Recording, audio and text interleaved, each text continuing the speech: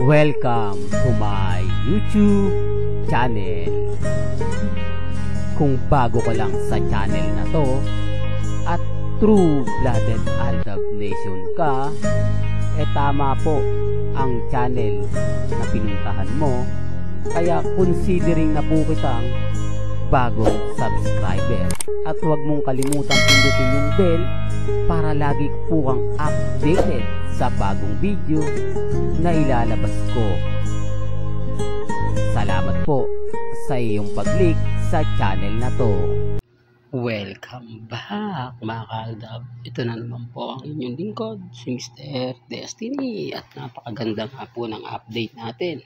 Ito na naman po yung ebidensya at resibo mga kaaldab na magpapatunay po na talagang legit po talaga tayo. Kasi kumbaga yung mga iba reaction lang, komento lang, pero wala pong ebidensya at resibo. Di po ba? Sigurado marami pong magugulat, maraming magtataka, maraming magdududa sa mga nangyayari ngayon. Pero lahat po yan may kanya-kanya tayong pananaw. Lahat po yan may kanya-kanya po tayong opinyon. Depende na lang po yan sa mga magiging reaction po ninyo. Di po ba? Real talk mga kaaldab, dito napakagandang update na to. Kasi akalain nyo nga po ba mga kaaldab na may biglang sumulpot ng photos ng ganito? Ang pamilya Paul Carson. Kapansin-pansin nyo naman po na yung katabi ni Daddy Bay, no? Akala ko nga po si Menga yan, pero siyempre imposible naman pong i-post yun ni Alden Richards. Di po ba ni Mama Ten, di malaking kumbaga o marami magbibigti sigurado niyan. Di po ba? Kapansin-pansin nyo naman po yung pagkakahawig ni Maine Paul Carson. Di po ba? Real talk. Sa unang tingin, di po ba menggay na menggay? Pero siyempre hindi naman pupunta dyan si Maine. Ibig kong sabihin, hindi naman papayag si Alden na magpa-picture, di po ba? Maraming kumbaga tao ang magugulat. Pero antayin nyo, darating na yan. Ito yung mga simpleng pahiwatig lang. Simpleng ganap na pinakahihintay po ng fandom ng Aldab Nation. Baka dito nga po ito talaga magsisimula dahil kita nyo naman po yung mga OOTD ng dalawa. Kapansin-pansin nyo naman po na lagi po sila nagkakasabay, o ibig kong sabihin magpo-post si Mengay, magpo-post si Alden, talagang sapul na sapul. Di po ba? Kayo na nga po minsan nagsasabi, Mr. Destiny, talagang kung ako tatanungin mo, talagang nag-uusap yung dalawa, talagang alam nila yung isusuot nila ngayong araw, alam nila kung ano yung pahiwatig. O hindi naman favorite color ni Alden ang green. Hindi rin naman favorite color ni Mengay yung green. Pero hindi po ako namimilit. Kumbaga, may kanya-kanya tayong opinion. May kanya-kanya tayong pananaw. Po ba? Although sinasabi ng iba na hindi, fake news yan. Wala naman pong problema. Ako naman po, hindi naman po ako namimilit. Basta kung ano lang po yung pananaw at kung ano lang po yung opinion po ninyo, nire-respeto ko yan at ginagalang. Depende na lang po ito sa mga magre-react at magko-komento. Pero andun yung point mga kaaldab na relax lang. Di po ba? Maging matatag at maging kampante. Malay nyo, di po ba bukas sa makalawa ay mag-iba yung senaryo. Mag-iba yung kwento na hindi natin ine-expect, bigla nga pong lumabas. Gaya po nito, maraming nagulantang, maraming nagulat, di po ba? Akala nga ng iba talaga si Maine Paul Carson siya. Saktong-sakto, di po ba? Pero, syempre, ulitin ko, sa unang tingin mo lang yan. Pero, masaya tayo. Alam nyo kung bakit. Kasi dito po, pinapatunayan ni Alden Richards na si Mengay po talaga, o kumbaga ito yung laging sinasabing single. Masakit sa pandinig, lalo na po sa mga katin na kapag sinasabi ang salitang single. Pero gasgas na angle na yan, di po ba? Kumbaga, gamit na yan, ilang taon na nakalipas, wala pang pagbabago. 2025 na, pero ganyan pa rin po laging sinasabi ni Alden. Kaya nga tanong ng iba, kailan nga Mr. Destiny magsasabi ng kumbaga si Alden Richards. Kailan ba siya magbibigay ng mga ganitong etc. Di po ba? Pero hindi ako namimilit. Sabi ko nga po sa inyo, may kanya-kanya po tayong opinyon. May kanya-kanya po tayong pananaw. Kaysa naman po yung iba na pinipilit po nila yung sarili nila. Talagang sasabihin nila na hindi, si ganito yan, si ganyan yan.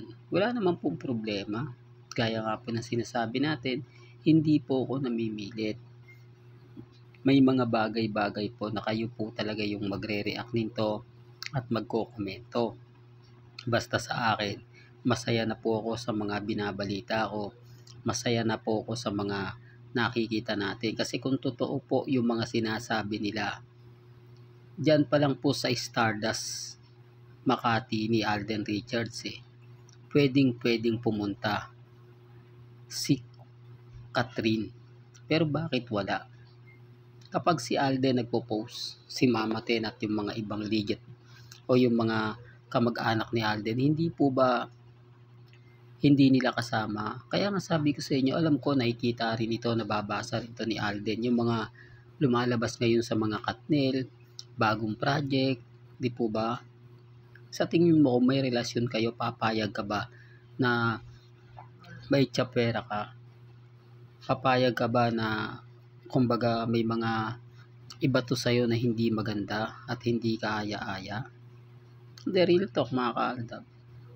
Pero syempre wala tayo sa posisyon para ipilit yan. Wala tayo sa posisyon para pwersahin sila. Pero sila pinupwersa po tayo. Ganyan po sila ka-desperado. Sila din natin kayang papigilan o pigilin kasi nga po nagre-react sila ganito ganyan. Pero kapag sila po pipigilan talaga tayo, talagang dinidikdik nila. Naku, sasabihin ako, mag-move on na kayo, hindi nyo matanggap, di po ba? Okay tayo, kumbaga okay lang naman sa atin yung mga ganyan. At yung channel po ni Mr. Destiny, para lang po talaga to sa Aldab Nation, di po ba? Hindi naman po tayo kumbaga namimilit na literal na pumunta po kayo sa channel natin. Gaya ng sinabi ko, hindi po ako babaliktad. Kahit po araw-araw po nyo akong kumbaga sabihan na magbabago ang isip ko, hindi po. Kasi mahal ko po ang mga mamis, mga titas, mga senyor. Diba? Yun naman po talaga yung yung channel na to, Aldab. Hindi po ba? Kahit sabihin na natin na konti yung viewers ko, konti na lang yung nanonood, wala naman pong problema. Hindi naman po ako affected kasi alam ko pag dumating naman po yung tamang panahon, dumating yung point na yung pinakahihintay natin, hindi po ba, magsasama din pa rin po tayo. O, at least ako, taas noo po akong titingin sa fandom ng Aldab Nation na hindi ko po sila iniwan, hindi po ako bumitiw. Hindi po katulad ng ibang vlogger na pagkatapos pong pakinabangan ang fandom ng Aldab, pagkatapos pong kumbaga dumami yung mga sumusuporta at nagmamahal sa kanila, basta-basta na lang po nilang iniwan. Basta-basta na lang po silang bumigay. Kumbaga tinanggap yung mga offer. Sa bagay, malaki po kasi yun. Po ba? Kung talagang ang habol mo lang kumita, kumbaga tatanggapin mo. Pero sayang naman po kasi, sabi ko nga po sa inyo, nakipagsiksikan tayo sa Broadway, pumunta tayo ng Philippines Arena, mga event ni na Alden at ni Maine, sinuportahan natin, di po ba, nagpakitang gilas po tayo, pero sa bandang huli, iiwan mo lang, po ba, medyo nakakalungkot nga po yun. Sa bagay mga kaaldab, sabi ko nga, iba na po kasi takbo ng panahon. Lalo na po ngayon na talagang yung ang internet kabi-kabilaan na. Halos lahat na nga po ay may mga internet connection na. At yung mga cellphone upgraded na, mabibilis na. Hindi katulad kasi ng panahon ng Aldab na talagang kailangan mong manood sa madaling araw o kailangan pa sa madaling araw para mabuo mo yung may papanood mo na walang kumbaga hindi nagbabuffer. Di po ba? Kasi naglo-loading hanggang sa maubos na maubos yung load mo. Tapos kapraso lang po mapapanood mo. Di po ba? Madalas mangyari sa akin yan ng mga panahon na yun dahil kumbaga hindi ako masyado nakakapanood sa tanghali dahil nga po nagtitinda po tayo. Well, hanggang dito na lang po yung updates natin mga kaaldab ba? Kaya kung gusto nyo pa po ng pinaka-latest at sariwang update, abay lagi lang po kayong tututo dito po sa channel ni Mr. Destiny para updated ka sa mga bago at sa mga latest po na i-upload po natin maya-maya lang. Kaya kung bago ka lang sa channel na to at isa kang true-blooded Aldab Nation na nagmamahal kina Mengay at Isoy, tama po ang channel na pinuntahan mo, kaya consider na po kitang bagong subscriber. At huwag mong kalimutang i-share ang mga video po natin sa mga mami, sa mga titas, at sa mga senyor. Hanggang sa muli, salamat po sa panonood at pakikinig.